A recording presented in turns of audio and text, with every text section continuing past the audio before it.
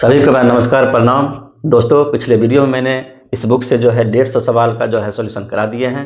जो भी बंधु नहीं देखे हैं उसे ज़रूर देखें, और जो चैनल पर पहली बार हैं वो चैनल को सब्सक्राइब कर लें और बेल आइकन को भी प्रेस कर लें ताकि नए वीडियो का आपको जो है नोटिफिकेशन मिलता रहे। तो चलिए शुरू करते हैं नंबर सिस्टम का 151 नंबर सवाल, जो इस प्रकार है।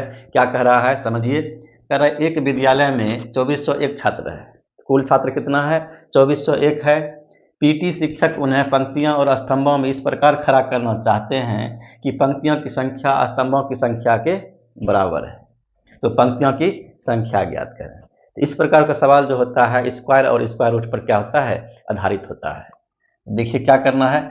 2401 है, क्या है आपका कुल छात्रों की संख्या क्या है? 2401 है।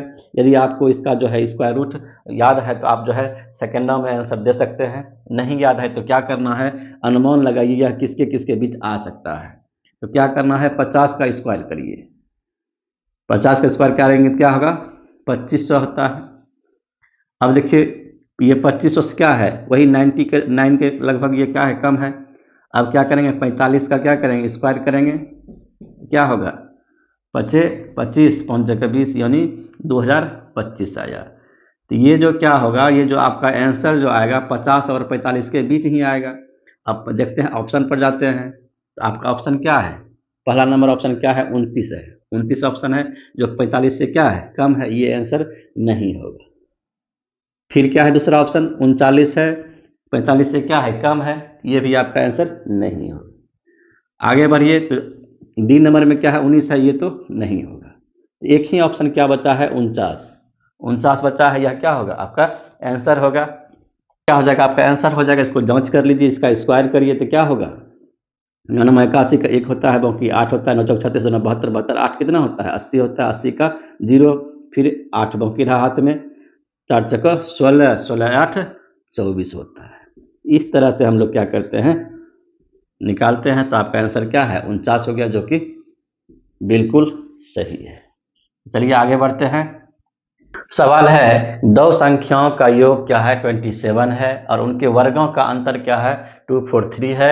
तो संख्याओं का अंतर ज्ञात करें। सवाल क्या कह रहा है कि दो संख्या है, एक्स वाई मान लीजिए। एक्स है और वाई है, क्या है, 27 है, और इसके वर्गों का अंतर क्या है, 243 है। तो ऐसा सवाल जब भी रहे तो क्या करेंगे हम, एक्स माइनस वाई का मान कह रहा है निकालने के लिए। तो क्या करेंगे, 243 में क्या करेंगे, 27 से भाग दे देंगे। क्या हो जाएगा, ये 9 बार में आपका कैंसिल हो जाएगा। तो आपका क्या आंसर हो जाएगा, 9 हो जाएगा। तो कैसे होता है ये सब, ये सोचिए। जब अंतर कहेगा आपको क्या करना है, भाग दे देना है। तो देखिए एक्स प्लस वाई का मान दिया हुआ है, आपको क्या दिया हुआ है, एक्स प्लस वाई का मान कितना है, 27 है। X square minus y square का मान कितना है, 243 है। ये ए स्क्वायर माइनस बी का सूत्र होता है, क्या होता है, ए माइनस बी इंटू ए प्लस बी। ये क्या हो गया, 243। अब देखिए एक्स प्लस वाई का मान क्या है, 27 है। तो एक्स माइनस वाई बराबर क्या हो जाएगा, 243। ये इधर आएगा तो क्या होगा, भाग में हो जाएगा। तो ये 27 से क्या हो गया, भाग हो गया। तो ये क्या हो गया, आंसर आपका 9 हो गया। ऐसा सवाल जब भी रहे तो क्या करना है, आपको इसी तरह से जो है डायरेक्ट आप जो है इस तरीके इतना ये कार्य जो है आपको नहीं करना है, और डायरेक्ट क्या करना है, जो वर्गों का अंतर दिया रहता है उसमें क्या करेंगे, योगफल को क्या करेंगे, भाग देंगे। तो क्या होगा, अंतर निकल जाएगा। और जब योगफल को भाग दिए तो क्या होगा, जब अंतर को भाग दीजिएगा तो योगफल निकल जाएगा। यदि यहाँ रहता कि संख्याओं का योगफल ज्ञात करें तो फिर क्या करते, यहाँ अंतर दिया हुआ रहता। तो इस प्रकार सवाल को क्या करना है, डायरेक्टली आप जो है 243 में क्या करेंगे, 27 से भाग देंगे तो आंसर आपका आ जाता है। इतना करने की आवश्यकता नहीं है। चलिए आपका आंसर क्या हो जाएगा, बी नंबर हो जाएगा 9। चलिए आगे बढ़ते हैं। सवाल है 1 से 12 तक की संख्याओं के वर्गों का योग ज्ञात करना। क्या है, फार्मूला बेस्ड सवाल है। क्या होता है फार्मूला, आएंगे। देखिए प्रथम n तक की संख्याओं के वर्गों का योगफल होता है, सूत्र होता है n into n plus 1 2n plus 1 by 6। क्या होता है, 6 होता है। ये आपका फार्मूला होता है। तो देखिए यहाँ n का मान क्या हो जाएगा, 12 हो जाएगा। अंतिम संख्या क्या है, 12 n है। 12 है तो n का मान क्या होगा, 12 होगा। n बराबर क्या हुआ, 12। तो क्या हो जाएगा, 12 गुना 12 1 13 गुना 12 दूना 24 1 25 बटे में 6, ये क्या हो गया, 6 दूना 12 हो जाएगा।